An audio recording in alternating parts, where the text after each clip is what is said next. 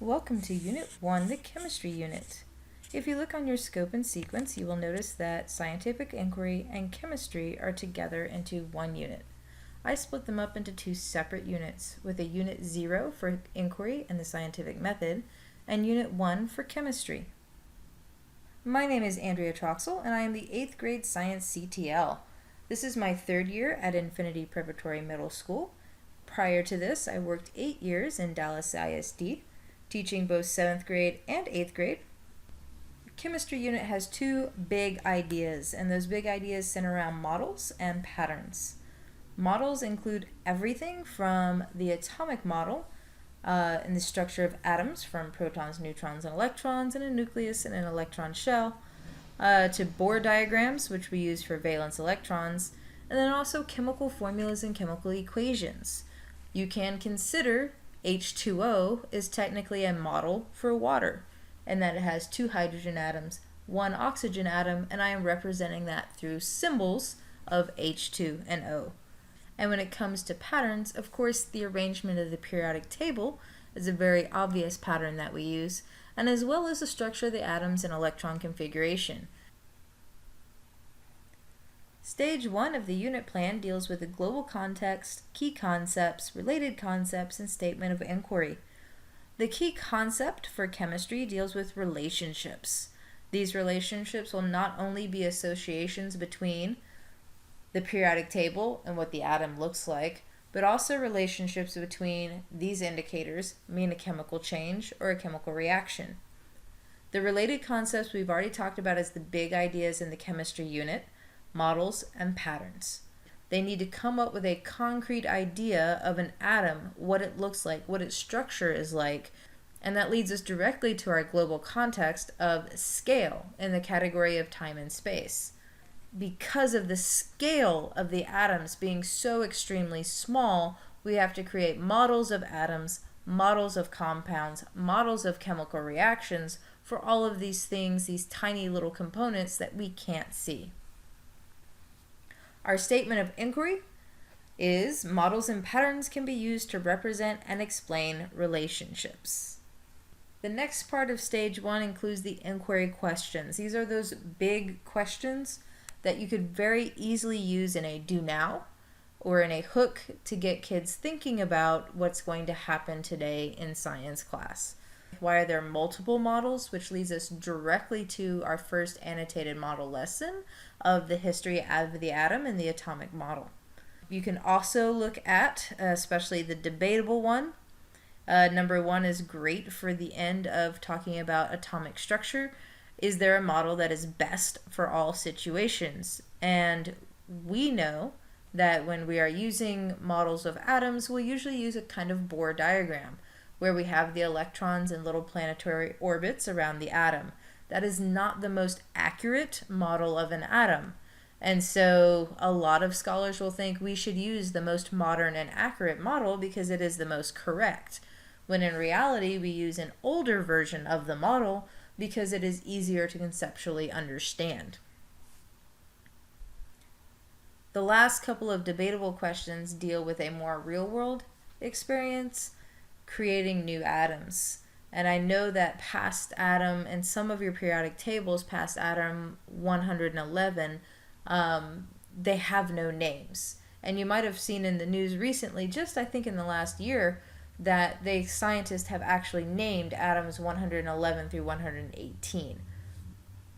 Question number 3 is dealing with, should we continue to create these new atoms knowing that they are going to immediately degrade because their nucleus is too big to be stable?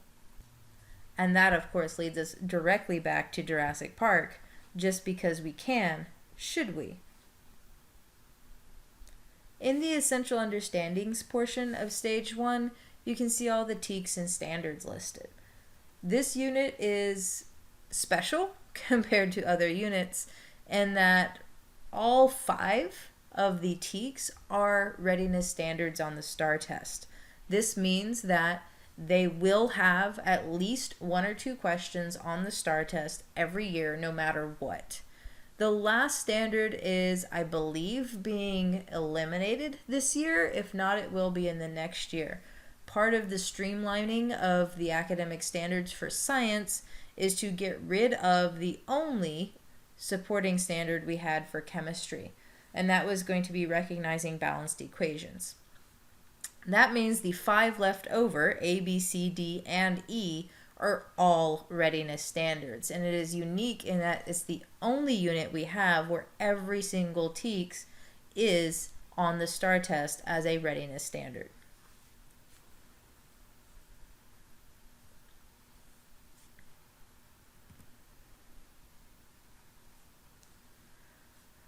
Some of your easier interdisciplinary connections include with PE and health. I know that when I used to teach health class, I would bring up elements in the body that they have heard of, like calcium, sodium, potassium. And I talk about how potassium is found in bananas, and potassium helps with sore muscles.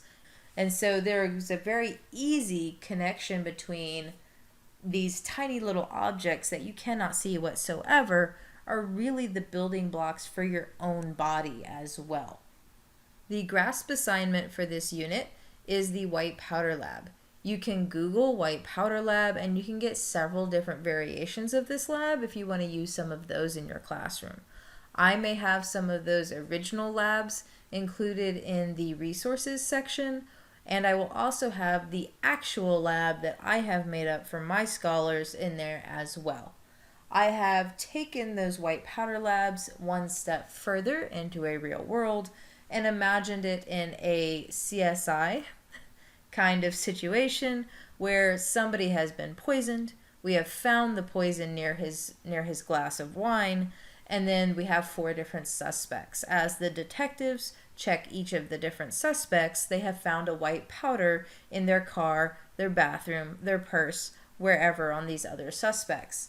And so the scholars are given a couple of different tests they can run on these white powders, and they have to figure out which suspect's powder matches the one that was used to poison the victim. When it comes to the rubric for this, I have indicated criterion B and C. Depending on how you set up your class and what you want to emphasize, you can change this.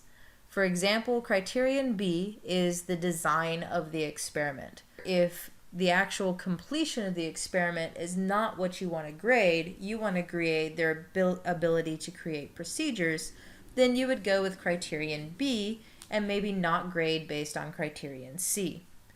It is totally possible that that is as far as you go and you don't actually do the lab, though I would suggest you do the lab. Likewise, if you are less concerned about their ability to create the safe and accurate procedures, then you may grade only on criterion C, which deals with the collection of data, interpreting the data, and coming up with scientific reasoning. The only parts of either criterion B or criterion C that won't be used as much in this lab is the creation of a hypothesis and the validity of the hypothesis. In this particular lab, they are not creating a hypothesis. As a member of the CSI team, you are not the judge or jury who is going to have a murder suspect and then try to prove they're right. That's the incorrect way of approaching this in the real world situation. So they should not have in their mind that the wife did it and they're going to go out to prove that she did it. So those 2 strands of criterion B and C would not be utilized in this particular lab. In stage 3, you begin backwards planning. There is a section that is a little bit larger and more general that goes with IB, and then Uplift has added a day-to-day backwards planning at the end of the unit plan. The more general IB backwards planning includes approaches to learning, learning experiences, differentiation, and formative assessments. In the approaches to learning, you need to think about the actual skills your scholars will need to be successful in the GRASPS assignment. For this particular unit, I have chosen organizational skills and critical thinking skills. Those organizational skills, especially the subcategory, is managing time and tasks effectively. In relation to the real world, you would say The court date is whatever day, and the CSI team has to have their data finished and report collected before the prosecutor goes to court. So because we all live on a time crunch, managing time is going to be something you might need to teach in class. You can do that through the use of planners. You can also do that through the use of your science fair project or long-term projects in class. The other thing is critical thinking skills, and especially the subcategory of analyzing and evaluating issues and ideas.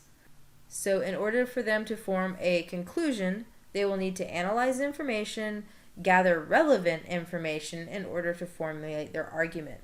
This is a type of skill that we will use consistently throughout the year, dealing with all labs, all CER paragraphs, all conclusions. Some of the learning experiences would be scholars need to have those concrete manipulation of models. They are trying to grapple with this abstract idea of what an atom looks like without actually being able to see what an atom looks like.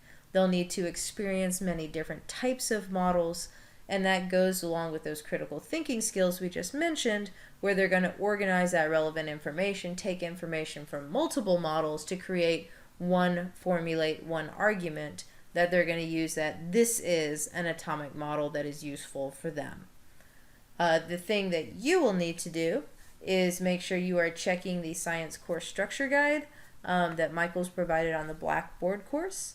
That really deals with scholar-centered instruction and taking multiple sources of information and synthesizing them into one idea, one discovery about science. A good formative assessment is to have scholars create a 3D model of an atom based on the atom's information on the periodic table. This would put together several TEKs, including 8.5a, 8.5b, and 8.5c.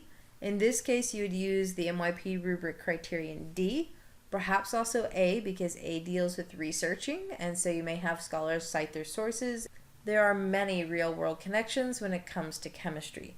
Everything we do, everything we use, all of our fuel, including food and vitamins, and including gasoline for our cars, is all dealing with chemistry. Some of the resources you will need to use, I have listed on your unit plan, and also provided some links where I can have some links. At the end of the resources, this is a copy of what I give to my scholars. I have gone through our science textbook that we are provided by Uplift, and I have put them in order that I talk about them in class. The scholars are responsible for reading those pages and then answering the one page of questions at the end of the section. The last part of your unit plan is your very specific day-to-day backwards planning. I have included a student objective, a list of about 5 key things that the scholars should learn before the end of the day, and then a formative assessment at the end that you can use as an exit ticket. Some of these formative assessments may be useful for you. Some of them you may need to tweak or change to fit your class and what you need. When it comes to the days I use for this unit plan, I have some days taken out for the science fair and scientific inquiry unit. So you may notice, like for example, between day 1 and day 2, that August 30th is missing. August 30th is missing because that's one of the days I have planned for Unit 0, going over the scientific method and science fair.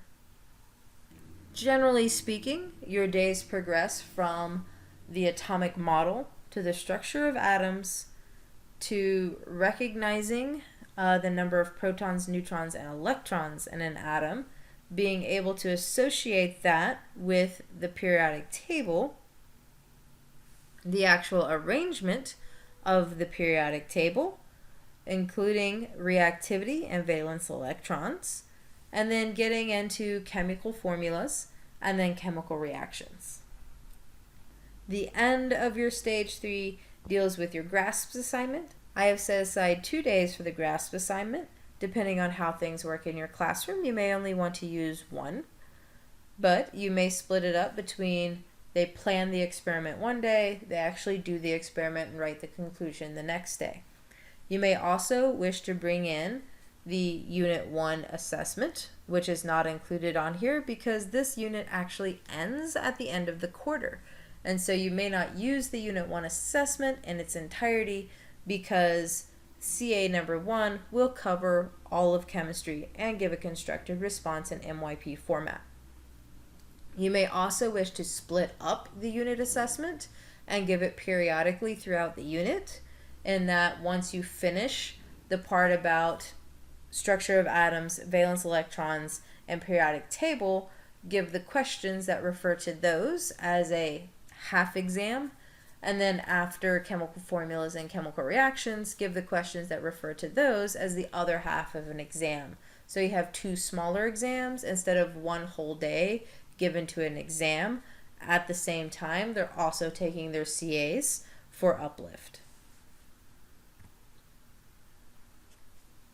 That is your virtual unit preview for Unit 1. If you have any questions, please feel free to email me at atroxel@uplifteducation.org, and I look forward to seeing you all in virtual roundtables, office hours, and collaboration days.